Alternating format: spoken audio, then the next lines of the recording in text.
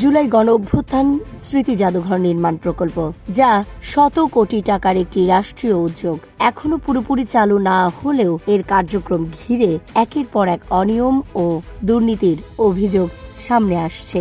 সাবেক সংস্কৃতি বিষয়ক উপদেষ্টা মোস্তফা সরোয়ার ফারুকীর সময় শুরু হওয়া এই প্রকল্পটি নির্ধারিত সময়েও শেষ হয়নি, বরং এর ভেতরের নানা কর্মকাণ্ড এখন প্রশ্নের মুখে। প্রকল্পটির উদ্বোধন গত বছরের অগাস্টে হওয়ার কথা থাকলেও বাস্তবে এখনো কাজ চলমান। এর মধ্যেই নিয়োগ প্রক্রিয়া, আর্থিক ব্যয় এবং প্রশাসনিক সিদ্ধান্ত নিয়ে গুরুতর অভিযোগ উঠেছে।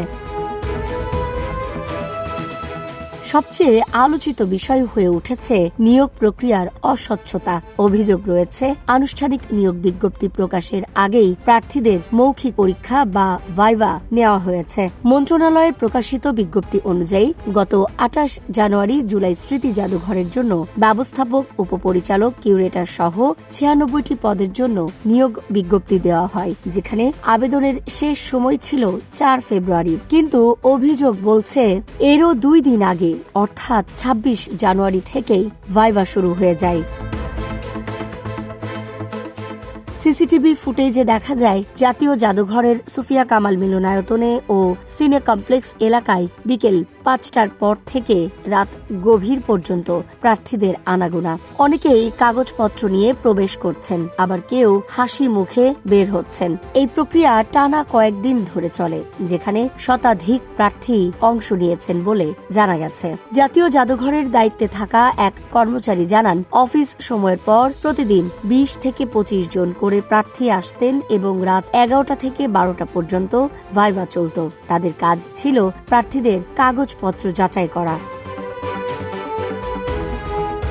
একাধিক প্রার্থী জানিয়েছেন, তারা নিয়োগ বিজ্ঞপ্তির আগেই ভাইভা দিয়েছেন এবং পরে আবার আনুষ্ঠানিকভাবে আবেদন করতে বলা হয়। তাদের আশ্বাস দেওয়া হয়েছিল প্রক্রিয়া শেষ হলেই চাকরিতে নিয়োগ দেওয়া হবে। তবে পরবর্তীতে বিষয়টি থেমে যায়। আরও গুরুতর অভিযোগ এসেছে অর্থ লেনদেন নিয়ে। এক প্রার্থীর দাবি নিশ্চিত করতে জনপ্রতি প্রায় ১৩ লাখ টাকা দাবি করা হয়। এই অর্থ একটি প্যাকেজে হিসাবে নেওয়া হচ্ছিল এবং তা উচ্চ পর্যায়ের কর্মকর্তাদের কাছে যাবে বলে জানানো হয়।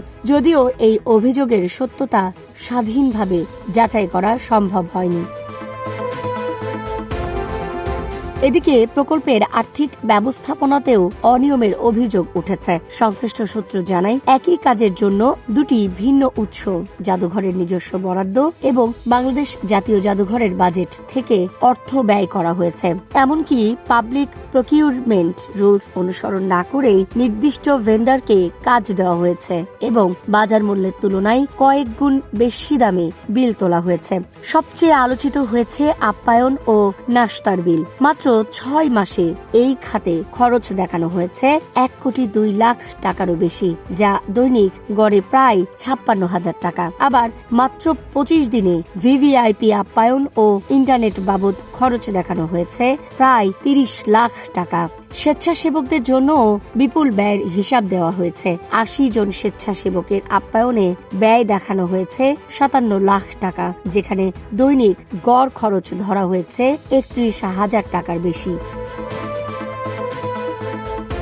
একটি নির্দিষ্ট রেস্টুরেন্টের নাম ব্যবহার করে বিপুল অঙ্কের বিল তোলার অভিযোগও উঠেছে। মোহাম্মদপুরের আড্ডা প্রবর্তনা রেস্টুরেন্ট নামের একটি ছোট প্রতিষ্ঠানের নামে ১০ লাখ টাকার বেশি বিল দেখানো হলেও রেস্টুরেন্ট কর্তৃপক্ষ জানিয়েছেন, তারা কখনোই এত বড় পরিমাণ খাবার সরবরাহ করেননি। তাদের দাবি, সর্বোচ্চ ৩০ থেকে ৩৫ জনের জন্য সাধারণ নাশতা দেওয়া হয়েছে, যার খরচ লাখ টাকায় পৌঁছানোর কোনো সুযোগ নেই। এছাড়াও বিভিন্ন খাতে অস্বাভাবিক ব্যয়ের অভিযোগ রয়েছে। লাইট স্থাপনে ৩৮ লাখ টাকা, গ্যালারি সংস্কারে ১.৫ কোটি টাকা এবং টিনের বাউন্ডারি নির্মাণে ৬৪ লাখ টাকার বেশি ব্যয় দেখানো হয়েছে।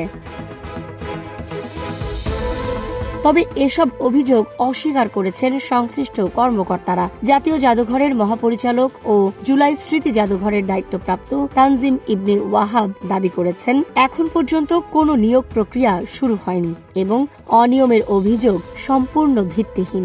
একইভাবে জাদুঘরের সচিবও জানিয়েছেন, নিয়োগ একটি নির্দিষ্ট কমিটির মাধ্যমে স্বচ্ছভাবে পরিচালিত হয় এবং অর্থের বিনিময়ে নিয়োগের অভিযোগ সঠিক নয়। অভিযোগের বিষয়ে জানতে সাবেক উপদেষ্টা মোস্তফা সরোয়ার ফারুকীর সঙ্গে একাধিকবার যোগাযোগের চেষ্টা করা হলেও তার বক্তব্য পাওয়া যায়নি। Desk report, Dhaka express.